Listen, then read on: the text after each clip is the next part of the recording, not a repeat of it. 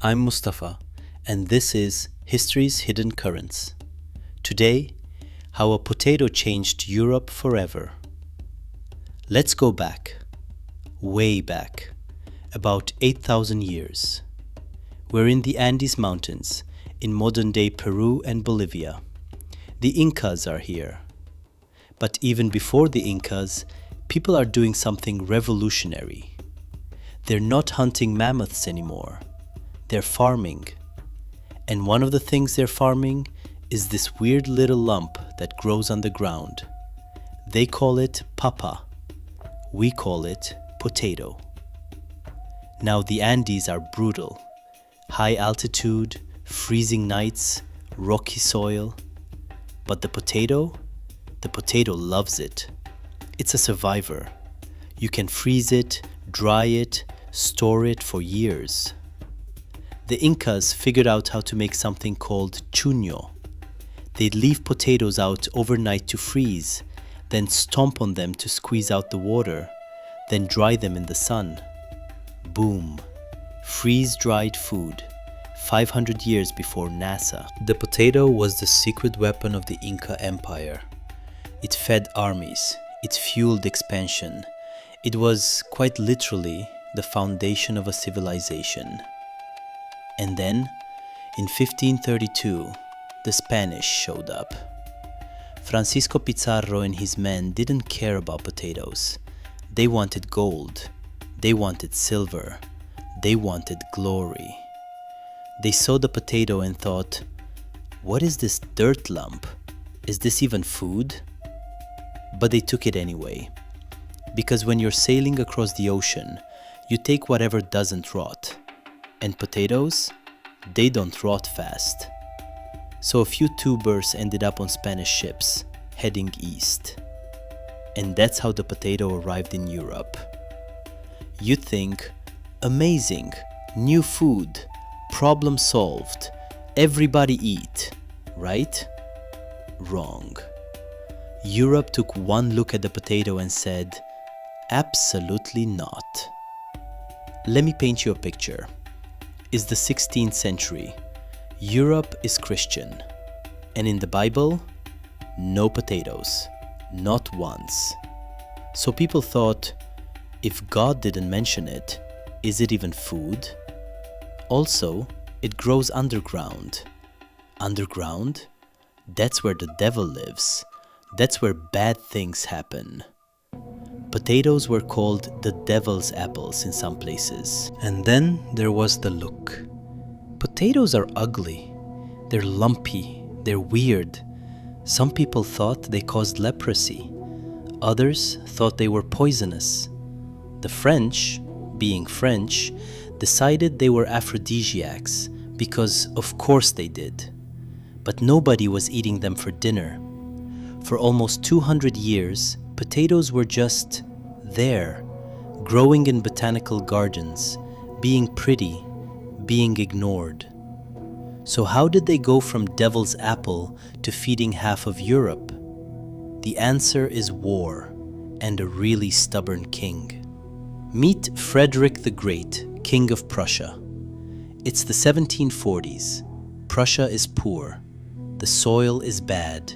His people are hungry. And Frederick looks around and sees other countries, Ireland for example, where peasants are eating potatoes and surviving. And he thinks, we need that. So he orders Prussian farmers to grow potatoes.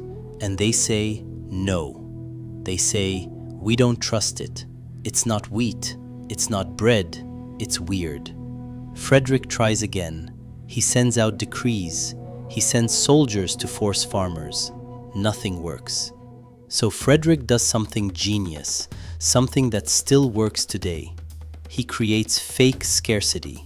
Frederick orders a royal potato field planted, right outside Berlin. And then he puts soldiers around it, armed guards, day and night, watching the potatoes. Now, the local peasants see this and think, whoa, the king is guarding something? It must be valuable. It must be special. Maybe it's delicious. So at night, some brave peasants sneak past the guards. They steal potatoes. They plant them in their own fields. And within a few years, everyone in Prussia is growing potatoes. Frederick never said, "Eat this." He just made them want it. Psychology hack, 18th century style. And then something happened that nobody predicted. Potatoes exploded. Not literally, though if you leave one too long, it might sprout. But in terms of population, Europe started growing fast. Here's the math. An acre of wheat feeds one family for a year. An acre of potatoes feeds a family of 6, plus a cow, plus some pigs. Potatoes have more calories per acre than almost any other crop. They have vitamin C.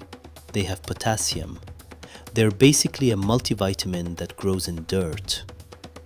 Between 1750 and 1850, Europe's population doubled, from 140 million to 270 million. Historians call it the Potato Revolution. And it wasn't just numbers, it was power. Armies could march farther because soldiers could carry dried potatoes. Workers in factories could survive on cheap potatoes. Cities could grow because potatoes could feed them without needing huge farms. The potato didn't just change dinner, it changed warfare, it changed economics, it changed who could live where and how. But then it all went wrong. Ireland, 1845. For decades, the Irish had embraced the potato. And why wouldn't they?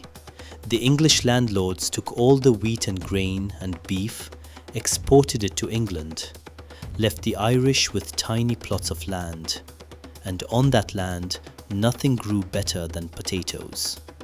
1 acre of potatoes could keep an Irish family alive through winter. So they planted one kind, just one, a variety called the Irish lumper. It wasn't the best tasting, it wasn't pretty, but it grew, and everyone depended on it. Then, one day, a farmer walks out to his field, and he sees black spots. Rot. The leaves are withering. The potatoes underground are turning into slime, a stinking, black, rotten mess. What was it? A fungus. Phytophthora infestans. It came from ships, probably from America, and it spread like fire. Within weeks, fields across Ireland turned black. Within months, people were starving. Let me give you numbers, because numbers matter. 1 million people died. 1 million. Out of a population of 8 million. They died by the side of roads. They died in their homes. They died with green stains on their mouths from eating grass, from eating anything. Another million, at least, got on ships. They left. They went to America, to Canada, to England. They became the Irish diaspora. My grandmother's grandmother was one of them. Maybe yours too. And here's a part that makes it worse. Throughout the famine, Ireland kept exporting food. Wheat, oats, cattle, butter. Ships loaded with Irish food sailed to England every single day. Because the English landlords wanted profit. Because the market demanded it. Because the Irish tenants had to pay rent, even if they were starving. The potato failed, but the system failed harder. The famine changed everything. It broke Ireland's spirit for a generation. It created the Irish America we know today. The Kennedys, the streets of Boston, the St. Patrick's Day parades. It also lit a fire. The anger from those years fueled Ireland's fight for independence. But let's zoom out, because the potato story doesn't end there. In Germany, potatoes became identity. During World War I and II, when the British blockaded German ports, potatoes kept Germans alive. There's a German word, Kartoffel, that's almost a nickname for Germans themselves. Not always nice, but always rooted. In Russia, potatoes arrived late but stayed forever. Today, Russians eat more potatoes per capita than almost anyone. Borscht? Potatoes. Pilmeni? Potatoes on the side. Vodka? Made from potatoes sometimes. The Russian soul runs on potatoes. And in America, French fries, potato chips, mashed potatoes at Thanksgiving, baked potatoes at the Super Bowl. We don't even think about it. It's just there. The invisible hand that feeds us. So here's what I want you to remember.